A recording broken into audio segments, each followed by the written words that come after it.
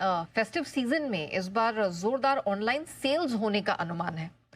कौन ऐसा कह रहा है, क्यों कह रहा है, क्या कारण है इस तरह की रिसर्च रिपोर्ट के पीछे? आइए प्रियंका से जानते हैं।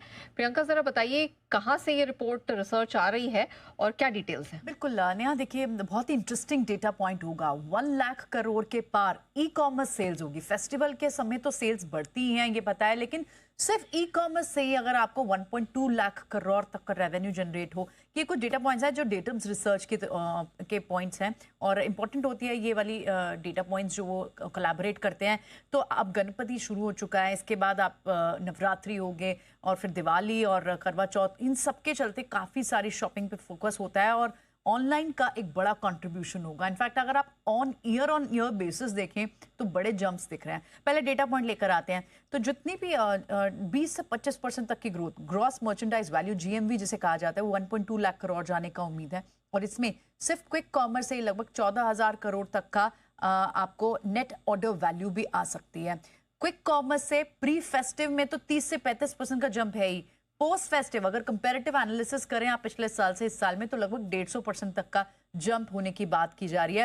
एनुअल सेल जैसा हो गया फेस्टिव सीजन कई सारी बड़ी कंपनियों के लिए। इसमें चाहे ब्लिंकिट हो, इंस्टामार्ट हो, ये प्लेटफॉर्म्स तो अपने डार्क सोर्स तक बढ़ाने की बात कर रहे हैं, वर्कफोर्स बढ़ाने में लगे हुए हैं।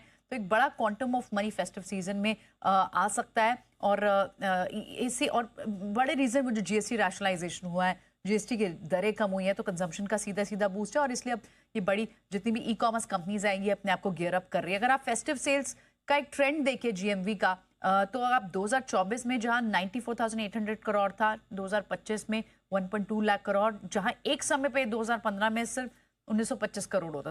तो बड़ा एक ट्रैक्शन आपको ऑनलाइन सेल्स में इस साल भी दिखेगा।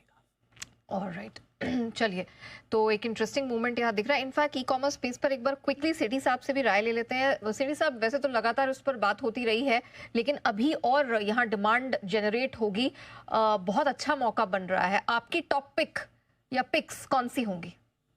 बिल्कुल नया। एक्चुअली कल सुबह भी जब मैं मॉर्निंग शो में जुड़ा था तो मेरी top pick of the day थी इटर्नल। तो मैं इटर्नल पे बहुत ही बुलिश हूँ। जिस तरह से खबरें या रिपोर्ट्स आ रही है कि ये जो ई कॉमर्स का बिजनेस एक मल्टीफोल्ड ग्रोथ के लिए तैयार है और उसका बड़ा फायदा जोमेटो इटर्नल को होगा। ब्लिंकिट जो इसका एक पार्ट है, वहां पे एक जबरदस्त तेजी देखी जा रही है, तो वो स्टॉक बहुत अच्छा लगता है। डिस्पाइट द फैक्ट कि निचले लेवल से रिकमेंडेड है, वहां से ऑलमोस्ट डबल हो गया है, बट फिर भी यहाँ से भी बहुत अच्छे upside over the medium to long term लगते हैं इसमें। और दूसरा एक IT प्लेयर है जो इस सेगमेंट में ऑपरेट करता है, यूनिकॉमर्स ई सॉल्यूशंस। मैंने हाल ही में 130 के लेवल्स पर रिकमेंड किया था। मेरे शॉर्ट टर्म टारगेट थे 145-50 के, वो अचीव हो गए। फिर वापस से करेक्ट होकर उन्हीं लेवल्स के आसपास आ गया है, जहाँ पे मुझे लगता है वापस से खरीदारी करने का मौका है। ये जितने भी ब्रांड्स हैं, जैसे मामा अर्थ है, इमामी है, लेंसकार्ट है, फिर आपके फार्म इजी, ये सबको कैटर करता है। और ये एक SaaS प्लेटफॉर्म है जो कि ये ई कॉमर्स ऑपरेशंस, जितने भी ब्रांड्स, रिटेलर्स, आपके लॉजिस्टिक प्रोवाइडर्स हैं, उनके लिए ये ई कॉमर्स ऑपरेशंस का काम करती है। जून तिमाही भी इसकी बहुत अच्छी थी, दमदार कंपनी है। मुझे लगता है इस स्टॉक में भी बिल्कुल तेजी की जा सकती है, तो इसमें भी मेरी खरीदारी की राय रहेगी करंट लेवल्स पे अराउंड 130। तो बहुत सारे ऐसे नाम सुझाए हैं। इटर्नल तो पसंद आ ही रहा है यहाँ पर। यूनिकॉमर्स, नायका, होनासा, ममाअर्थ, जिसको आप जानते हैं। तो ये तमाम स्टॉक्स हैं। आगे भी यहाँ पर अच्छी स्ट्रेंथ देखने मिलेगी, जिस तरह का यहाँ पर माहौल बन रहा है।